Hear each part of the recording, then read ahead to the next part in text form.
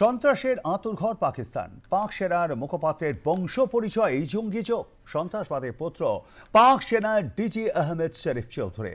তার রক্তে বইছে জিহাদিদের বিষ। বিজ্ঞানী থেকে জঙ্গি হওয়া লাদেন সঙ্গীর পুত্র এই পাকিস্তানের বর্তমান সেনাকর্তা।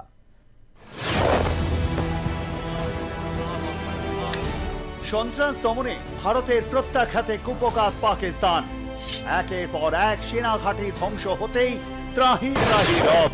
ঠিক তখন ইমেজ বিল্ডিং এ রুটিন মাফিক ভারত বিরোধী ভুরি ভুরি মিথ্যা প্রচার। এই ভুয়ো খবর ছড়ানোর মাস্টার মাইন্ড হলেন পাক সেনার মুখপাত্র লেফটেন্যান্ট জেনারেল আহমেদ শরীফ চৌধুরী। কখনো গুলি করে রাফাল নামানো, আবার কখনো ব্রহ্মস ক্ষেপণাস্ত্রের ভান্ডার উড়িয়ে দেওয়ার মতো আকাশ কুসুম গল্পের রূপকার এই সেনাকর্তায়। আসলে তার রক্তে যে জিহাদের বিষ বইছে। দেশের একজন সেনাকর্তা যিনি কিনা দেশ বাঁচানোর অঙ্গীকার করে থাকেন, এবার তার ইতিহাস ঘেঁটে মিলল জঙ্গি যোগের উপাখ্যান। বরাবর যিনি বহির্বিশ্বের কাছে পাকিস্তানকেই জঙ্গিবাদের শিকার হিসেবে তুলে ধরেছেন, এবার তার ইতিহাসে মিলল জঙ্গি যোগের শিকড়। পাক সেনার ইন্টার সার্ভিসেস পাবলিক রিলেশনস এর ডিরেক্টর জেনারেল শরীফ চৌধুরীর জঙ্গি যোগ প্রকাশে আসতেই বিশ্বের দরবারে কার্যত মুখ পুড়েছে শাহবাজ শরীফ সরকারের। শরীফ চৌধুরীর পারিবারিক ইতিহাস ঘাঁটলে দেখা যায় তার বাবা সুলতান বসির উদ্দিন মাহমুদ ছিলেন পরমাণু বিজ্ঞানী।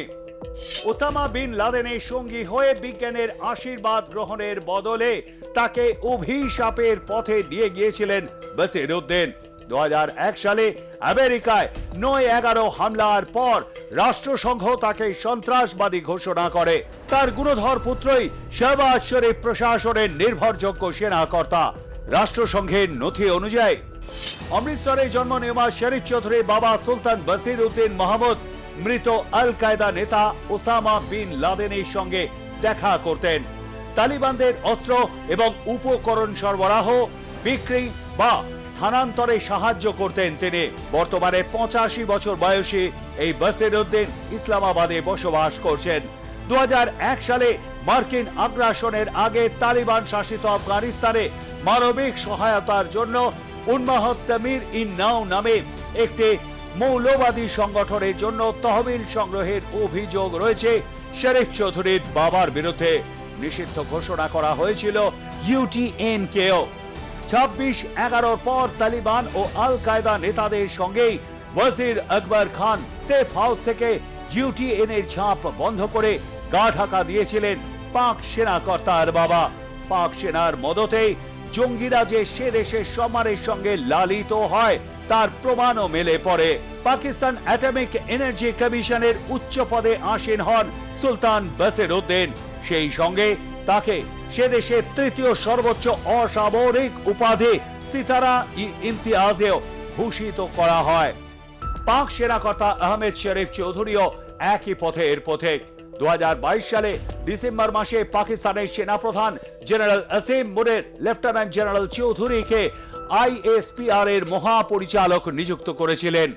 এর আগে তিনি সামরিক অভিযানে কাজ করার পাশাপাশি গোপন সামরিক গবেষণা সংস্থা ডিফেন্স সায়েন্স অ্যান্ড টেকনোলজি অর্গানাইজেশনের বা ডেস্টোর মহাপরিচালক হিসেবে দায়িত্ব পালন করেছেন। গোয়েন্দা সূত্রে খবর, পাক সেনার ইলেকট্রিক্যাল অ্যান্ড মেকানিক্যাল ইঞ্জিনিয়ারিং কর্পসে থাকাকালীনই জৈশ-ই মোহাম্মদ, লস্কর-ই তৈবা এবং হরকতুল জিহাদের মতো সন্ত্রাসবাদী সংগঠনের সঙ্গে দারুণ সখ্যতা গড়ে ওঠে শরীফ চৌধুরীর। সূত্রে খবর, পহেলগাঁওয়ের ঘটনার পর মাসুদ আজাহার এবং তার কয়েকজন সহযোগীকে সেফ হাউসে লুকিয়ে রাখার বিষয়টিও এই পাক কর্তার তত্ত্বাবধানে হয়েছে। বাবার কীর্তি বরাবর জানতেন পাকিস্তানের আজকের লেফটেন্যান্ট জেনারেল শরীফ চৌধুরী, আর তাই বোধহয় বারবার তিনি বলতে চান পাকিস্তান নিজেই সন্ত্রাসবাদের শিকার। তার মাটি ব্যবহার করে সন্ত্রাসের বিষ ও বৃক্ষ বেড়ে উঠেছে। ফলস্বরূপ সবচেয়ে দুর্ভোগে রয়েছে পাকিস্তানিরাই। পাক ভূমির সঙ্গে জিহাদের সম্পর্ক যেন অবিচ্ছেদ্য। রন্ধ্রে রন্ধ্রে সন্ত্রাসের বিষ। তার প্রমাণ দেয় জঙ্গিদের শেষ কৃত্যে সেনাকর্তাদের উপস্থিতি। Bureau report, Atlas news.